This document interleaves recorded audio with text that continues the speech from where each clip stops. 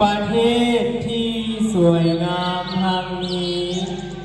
อุดมสมบูรณ์ไปด้วยทรัพยากรธรรมชาติมีวัฒนธรรมมีของประเพณีที่น่าหลงไหล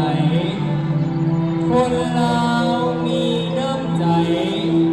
ยินดีต้อนรับสู่นครหลวงของลาวมาเวียงจันทน์ทรงความมิตรภาพกล้าไว้หอพระแก้วทรงสวนปักตูใสไว้พระธาตุหลวงมิ่งขวัญทรงวิวทิวทัศน์แห่งของห้า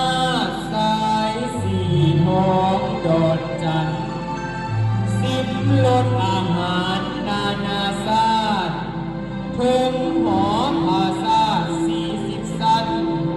พักผ่อนถึงวิมานสวรรค์โฮมแหม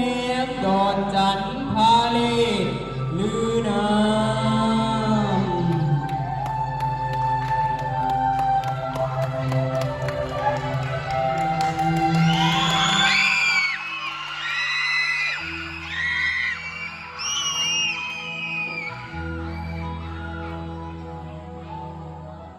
ำ